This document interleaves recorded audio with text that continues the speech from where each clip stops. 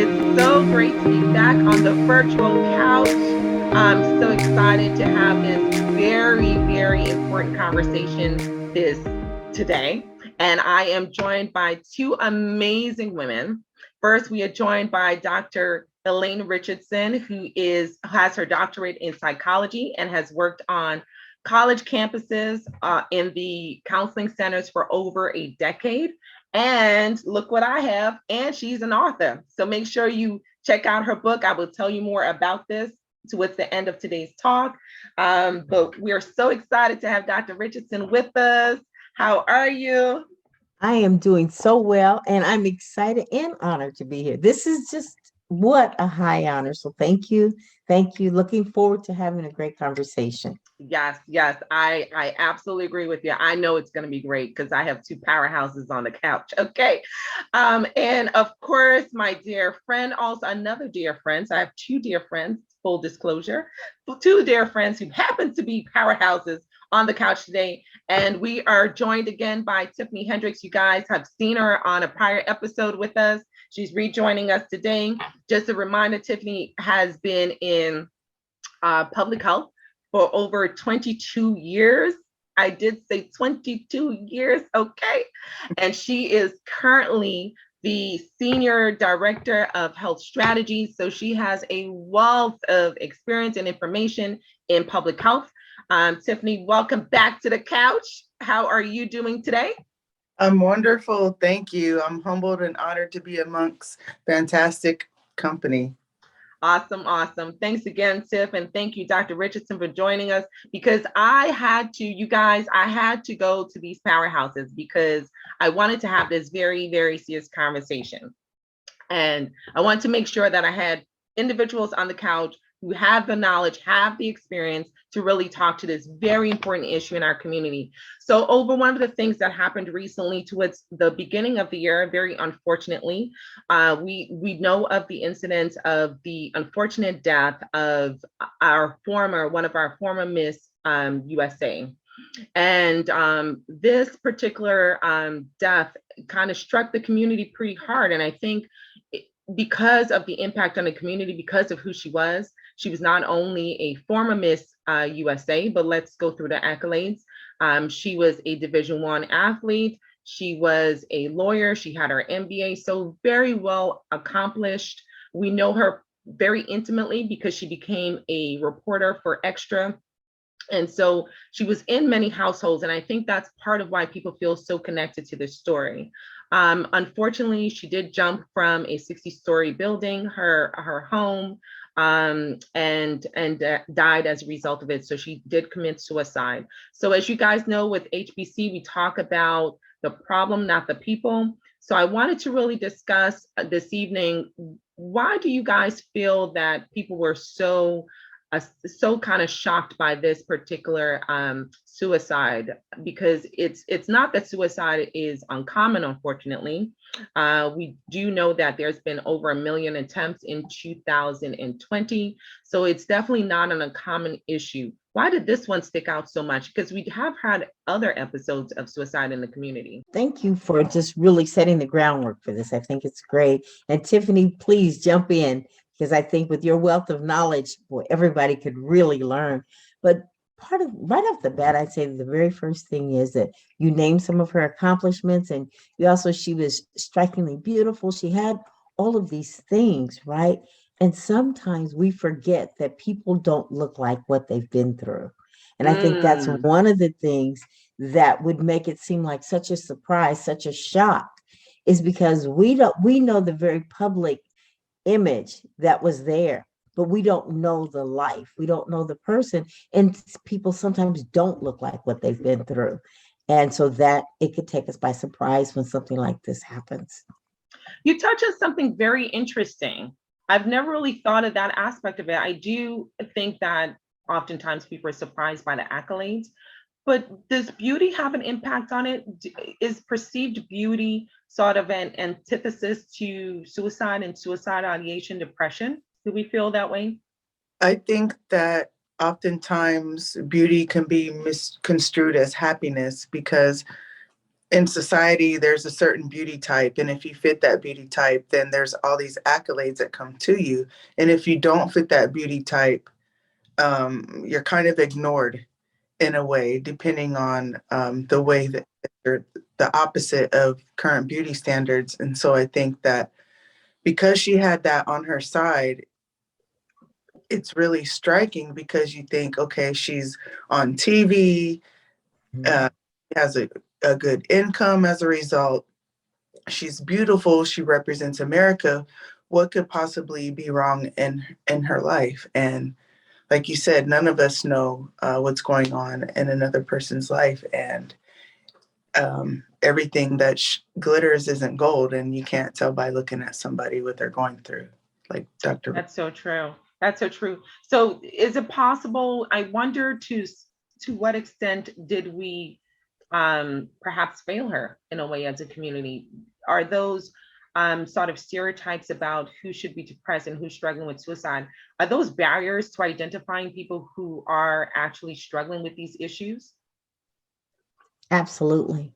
Those are barriers. Those are problems. Those are things that we can overcome. But if I could go back a moment to the issue of beauty, one of the things in this particular instance, and I don't know about other instances, but she was beautiful, but she wasn't the typical Miss USA. She was different. She broke barriers in many ways, from her hair to her body type to all these things. This is all very public.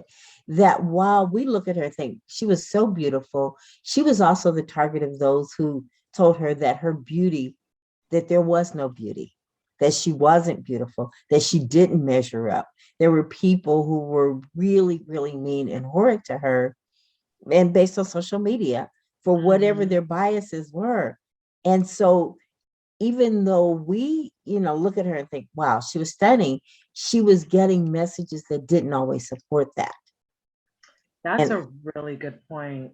so, Yeah. So what and do you say for, because her mom did come out and say that she has been challenged with depression. So what do you say to people who, because the balance between the socialization of social media and sort of the exposure of social media is a really hard balance. And oftentimes, especially when you have a job as a correspondent on a major network, how when you're expected to be social and expected to be very active on these social platforms, how do you really balance the two? but when you're thinking about how you balance things with depression, sometimes you can't balance things when you have depression. Okay. I mean, sometimes you can't. And that's why it behooves all of us to step into that. You were asking earlier, did we fail? Do we fail people in this? And what I look at and say is sometimes we don't know that we need to be there for them. And so in balancing it, they would have to really work hard to think about, how do I take care of myself in this moment? What do I do? Not just so that I can look well and perform well, but how can I take care of myself mentally? What do I need to do? And so I know before we end, we'll talk about some of that as we wrap up. But part of it is that it's hard to balance something when you're not functioning at the best level you can. And so part of that is destigmatizing therapy in Black communities. So that's part of the response. No, I think what you said is absolutely true.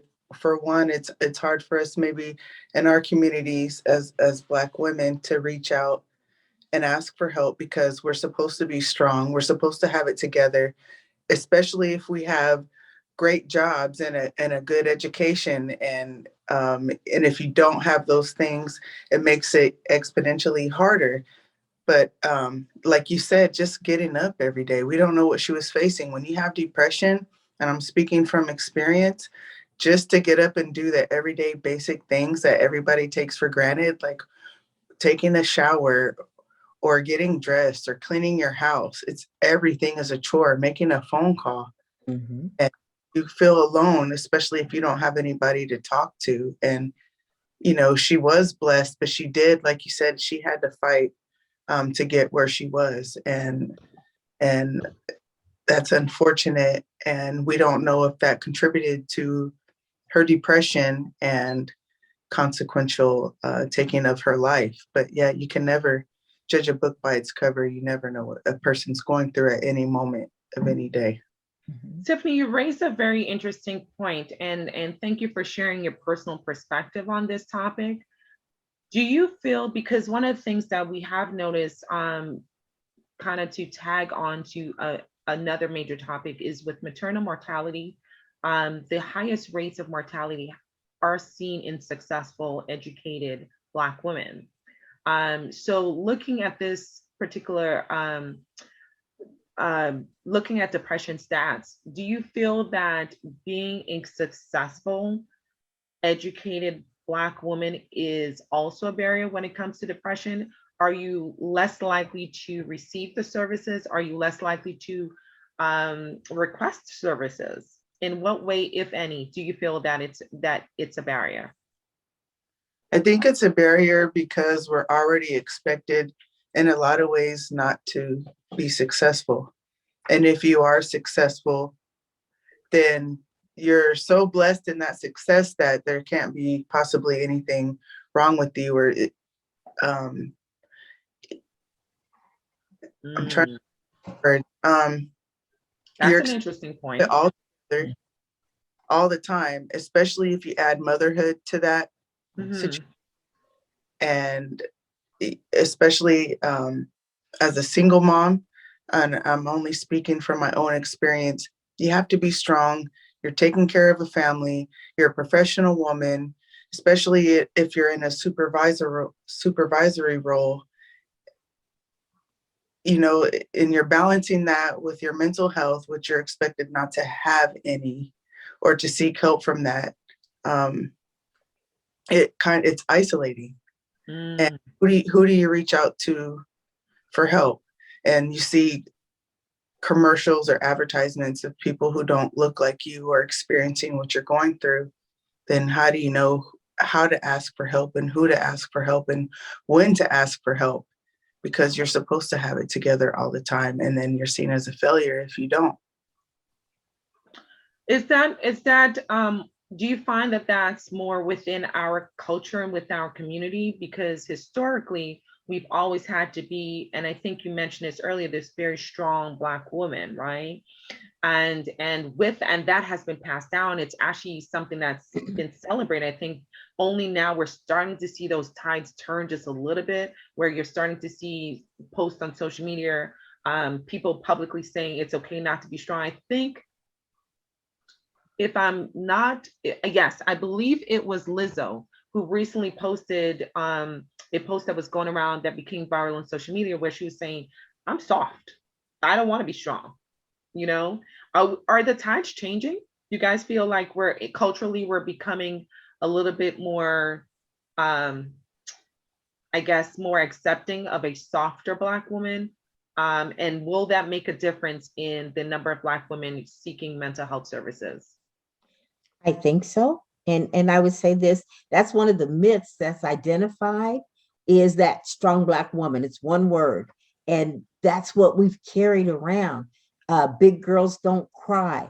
Don't cry about it. Fix it. Don't cry. Tears aren't going to do any good. And we've had to be strong in ways that maybe other people have not had to be strong. And it's okay that we were. But I'd always have this saying with the women who I was able to speak with. And it was like, first you cry your eyes out, cry if you're hurt. We have these tears, cry. Then you get you some chocolate, eat a piece of chocolate, and we'll figure everything else out later. But have a cry. And sometimes, in order to overcome that very damaging myth, doesn't mean that we aren't strong and that we can't accomplish things. We can accomplish what we want. But that doesn't mean that I don't want to shed tears when somebody is hurt or something. And sometimes we get that we're going to be the strong and stark, and then that bleeds into the mean, and you don't care about people, all these other stereotypes that are attached to Black women. And so we burst those myths, because then and only then will we feel like we can seek mental health services, because we seek mental health services at a much lower rate than maybe other populations. And like you said, so we don't know where to go and who to talk to. And the first people that we should talk to, and I'm going to go out on a limb here because this is just my opinion, right? Mhm. I think that we have to go back to cultivating our family networks, our family kinships. We've stepped away, I believe, in some instances, trying to assimilate into, oh, let me leave the family and be with my friends and rely on my friends who are similar age for advice. They don't know anymore, but that kinship network of mothers and grandmothers and aunties and close neighbors and friends who love you and care about you may not always give you the best or right advice, but they have your best interest at heart, and to be able to listen to that, because that's our social support. What do you say, Dr. Richardson? That's an interesting point. What do you say to, because along with that, we also have many dysfunctional families, right? Where people have either had adoption, estrangement, family conflict, and not everyone necessarily feel that particular type of family unit. So where do we start from if you don't have that family unit that is supportive, that is compassionate, that have historical, some people, some families have some serious deep-rooted issues from rape and molestation and really lots of trauma.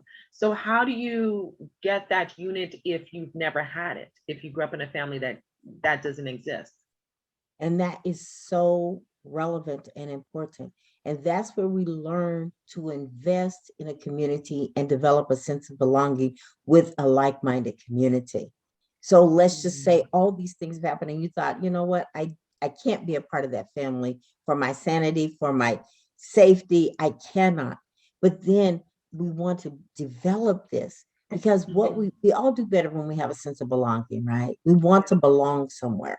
And if we can be in a safe place with safe people, that's part of our own self-care, is to find that.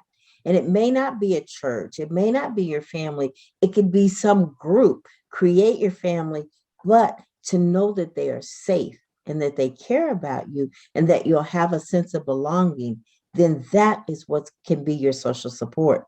And that's not like a bad thing. That's not like a Mhm. second choice. That's not oh, I can't have this. That means you're taking care of yourself in a way that will have long-term impacts on your mental and physical health. I like that. I like that you also mentioned about crying. I talk about crying on our platform also about the physiological benefits of crying, the release of stress hormones, the bringing down the blood pressure and the pulse. And I like that you talked about the psychological benefit of crying. Some would say that crying and not crying is protective, that it was a survival tool, because historically, especially with the history of slavery, there were any signs of weakness, you were made to feel vulnerable, and your vulnerability was abused. And currently, we don't quite. I won't speak for the whole community, but I know that there are individuals in our community that don't still feel that we're safe. Especially as we talk about maternal mortality rates, which has had a lot of attention recently. The community is not going towards institutionalized help. The community is walking away from institutionalized help because it almost feels like these statistics verify that there's still that institutionalized help is still not a safe place for people of color. What do you say to people who say stuff like that? And I guess I'm going to put this to both of you from both perspectives, from the clinical perspective and from the public health perspective. How do we guarantee that safety if I don't feel safe and I see all of this, all of the news and everything that's going on with the biases? How do you reassure me that it's safe for me to seek mental health? I have this, and I'll give you a perfect example. I'm challenged with this, with my moms, right? Because we know also that Black women are the least likely to receive mental health services for their postpartum and perinatal depression.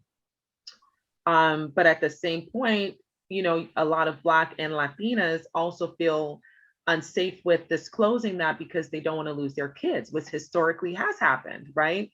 So how do we ensure our community that it's safe to get mental health services?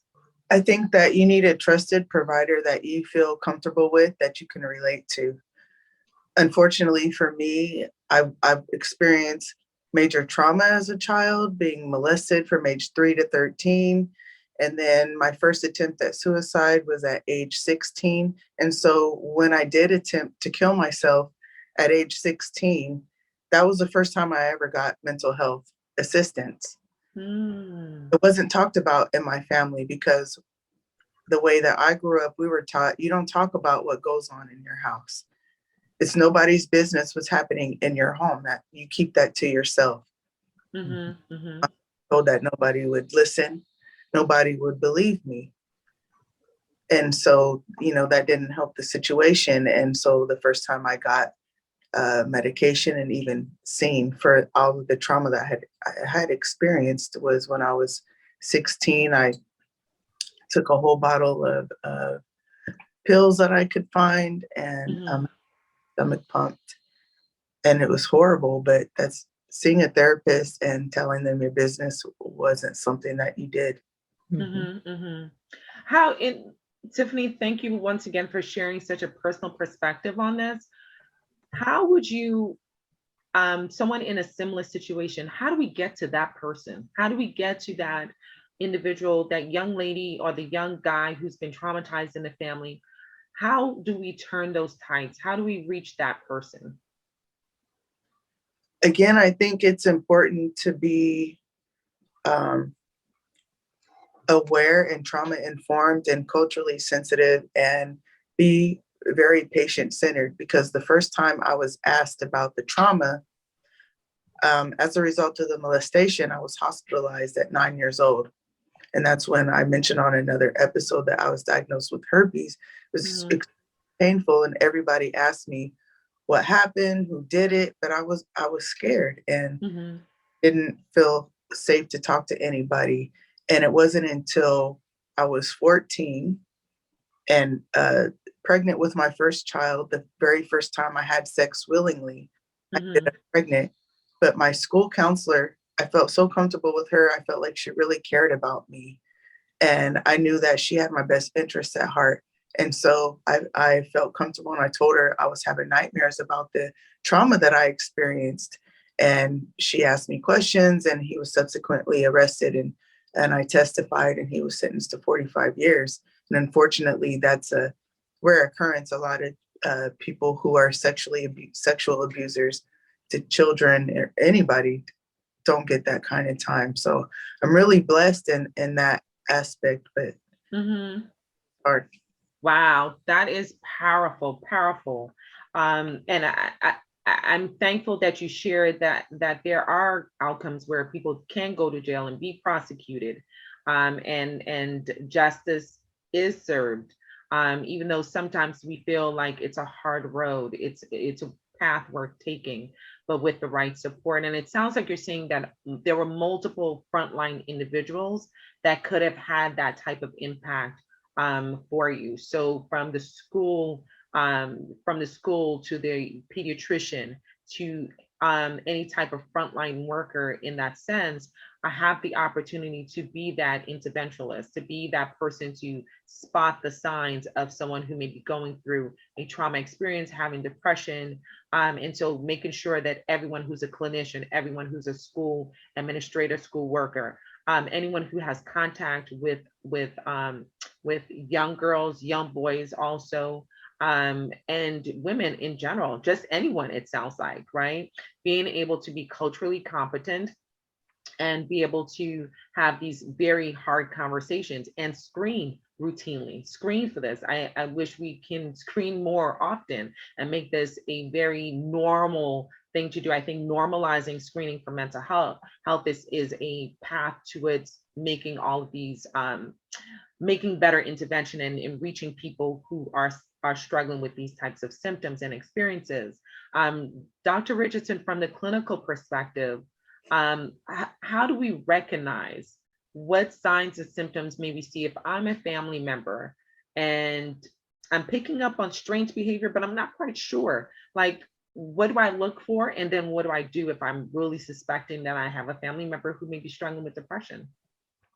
Okay, thank you so much. Before I get started, Tiffany, I just want to say thank you for your courage. I know that you say you've spoken about it on a previous episode, but I will tell you, anytime you can talk about your own experience and be able to be that role model to say, look, Mm-hmm. I was able to come through this and look at the success that I've had. It's not about being this strong Black woman. It's about being this woman who's equipped, who's lived out what she's created to do. And you have overcome. You've overcome so much. And I know that trauma has a long-term impact, but Mm-hmm. just to see you and who you are, I applaud you. So thank you for being courageous and yes, Mm-hmm. trusting other women. Thank you. Mm-hmm. Thank you. So things to look for. Here's the thing. There's so much. And part of it is education. Education is the key at every level. We need to educate families. We need to educate those things that you said, clinicians, school administrators. There's education about what to look for. And the cultural competency piece is huge. People like to shift that off to the background. We'll get to it when we can, but things have to be culturally relevant because you may not spot what's going on for those very reasons that Tiffany talked about. You know, what goes on here stays here. We don't talk Mm-hmm. about our business.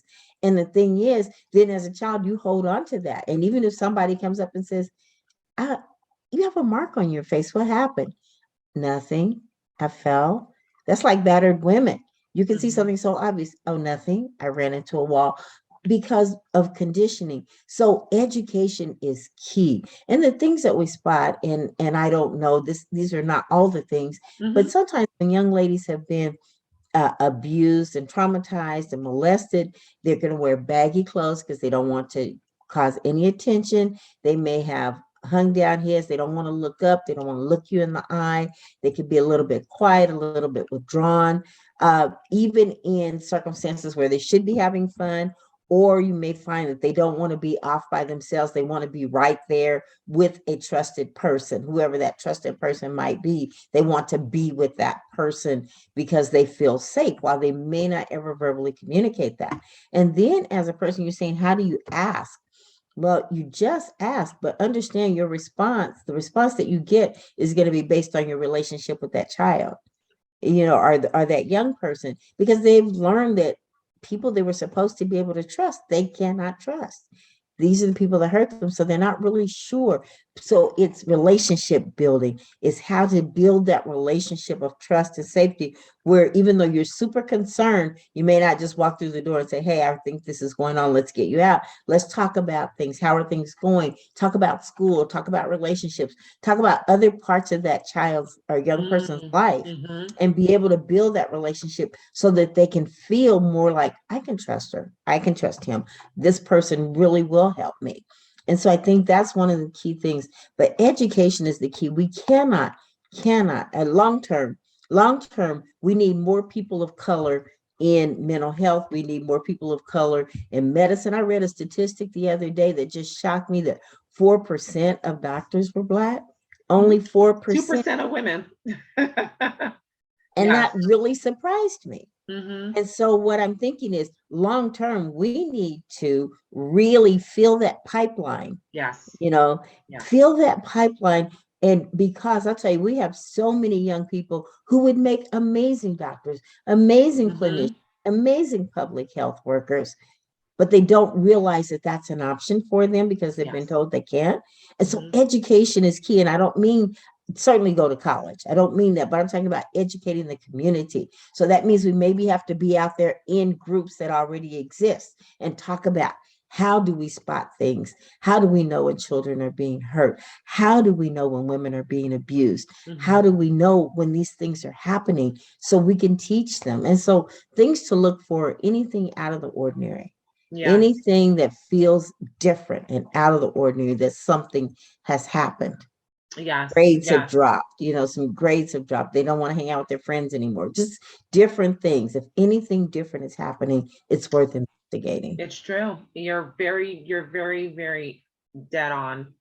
And I thank you for that detailed sort of bird's eye view, because it's not typically what we sometimes suspect, right? Sometimes it's a change in the way someone's appearance is all of a sudden, sometimes for the young people, it's a change in the hair color. It's now bright where we used to be more timid, or it's now timid where we used to be more vibrant. So sometimes the signs are very subtle. So I love the fact that you said, get to know the person first, right? Build up that trust relationship. I'm so thankful that we're talking more about mental health in our communities, that it's becoming more normalized to have these conversations. I have noticed that as a result of the pandemic, a lot of things happen in the pandemic. And unfortunately, mental health services and the need for mental health services have skyrocketed. But at the same time, people, I think feel more comfortable because there's such a global impact of the pandemic, and it's globally known that people are struggling with mental health as a result of the pandemic. Then now people kind of feel like, oh, it's okay for me to talk about it because globally it's affected everyone. So now it's a little bit more comfortable for me to seek services. So I have found that patients are a lot more open to talking about their mental health. We're starting to normalize it a lot more, and sometimes they're even requesting it even before I screen for it. So I think from my perspective in the women's health realm in the community that I serve, that I am starting to see the tides turn. I do work with primarily the Latinx population. So I'm just wondering, what have you guys noticed since the pandemic? Have you noticed any shifts or any changes? Yes, I mean, what I've noticed, and even though I'm not doing therapy right now, just Mm-hmm. noticing this, that when you take all of the things that are going on, of course, with the pandemic, but the impact of it, and the impact has been worse and just more devastating in lower income areas, right? And Mm-hmm. then we have the multiple stressors of job loss and losing people, and the idea that there's such an inequity Yes. in the way people have died, and all of these things happen. And so then when you think about it, it's like, okay, yeah, we really are. We are struggling in ways that maybe we had a tough time before the pandemic, but since the pandemic, it is so much worse. And you realize that, you hate to say it, but our culture is a risk factor. Okay. Mm-hmm. Our culture is absolutely a risk factor for us. You think about the environment, you think about sexism, you Mm-hmm. think about the whole systemic racism. These are real. People can say, well, racism doesn't, because people have all opinions, but that doesn't keep it from being real. And the Yeah. impact of it is very real during this pandemic. And so people are looking at life differently, because it's like, well, you've taken everything. Everything's gone now. So what do I have left? And so here we are looking at it, because we know one of the biggest indicators of suicidality is hopelessness, right? Yes. Is feeling hopeless. So part of our role is to help people recognize that situation may be tough, it may be overwhelming, but it's not hopeless. So I think that that is one of the things that I've seen just in talking with people and trying to understand the literature of what's going on now. Yeah. Yeah. I completely agree. Tiffany, any final words on from your perspective on what you're observing in terms of the changes in our community? Yeah, I was just gonna add that I think it's important, and especially in mental health in our culture and our communities of color, is I think it's important to have a peer navigator of sorts, like a peer mental health navigator, because we have it for people like who are going through cancer, for example, but Mm-hmm. trying to navigate a system that you're unfamiliar with. Maybe you switched insurances or you don't have any. You need somebody that can be there with you from diagnosis or even getting a diagnosis, because a lot of people don't know who to reach out to for help, or even know that they have a problem that can be managed with maybe medication or therapy or a combination of both. So I think it's important to have peer navigators Mm-hmm. who look like them, who have gone through and navigated the system, so they can help their peers in turn navigate the same system. Because especially if you have public health insurance, unfortunately, it's a huge contrast between private insurance and the way you're treated with mental health. And I'm speaking from experience. Hmm. Wow. That sounds like we need to talk about that too. Definitely, definitely. I completely agree with you. And thank you, ladies, for hopping on the couch with us. I do want our viewers to be able to contact you if they so desire. So, Dr. Richardson, I cannot wait to get into my devotional Let's Pray book, available on Amazon. That's where I got my copy, and you can't have my copy, get your own. And I did spot another book on there from you also. Okay, so definitely make sure you get it. It's literally hot off the press, you guys. Make sure you get your book. Dr. Richardson, I know you have your platforms. If the viewers want to reach you, where can they find you and how can they contact you? It's Empowered Women's Movement on Instagram and Facebook. And then emailing me, Dr. Elaine Richardson at gmail.com. Awesome, awesome, awesome. And Tiffany, what resources do you have available for our viewers? So they can reach me directly at Tiffany Hendricks 713 at gmail.com. And I'd be happy to chat with anyone and get them the resources that they need in their area. Thank you so very much. And I am Dr. T. I'm the hand behind Healthy Bump Club on YouTube and Healthy Bump .club on Instagram. And for those who may be struggling with depression, or who may have a history of depression and are maybe having an acute episode and wanted to seek help, don't forget the 1-800 number for our suicide hotline number is 1-800-273-8255. Again, that's 1-800-273-85. I'm sorry, 1-800-273-8255. It may be sometimes worth it to kind of post it in the house, especially if you have someone who may be struggling with depression. So it's always available and handy for anyone who may need it. Certainly reach out to us if you have any questions. And once again, we thank our panelists for hopping on the panel with us this evening and sharing their thoughts and their experience and their professionalism with regards to this particular very important topic in our community. So thank you guys once again. I appreciate you. Thank you for joining us, and we'll see you next time.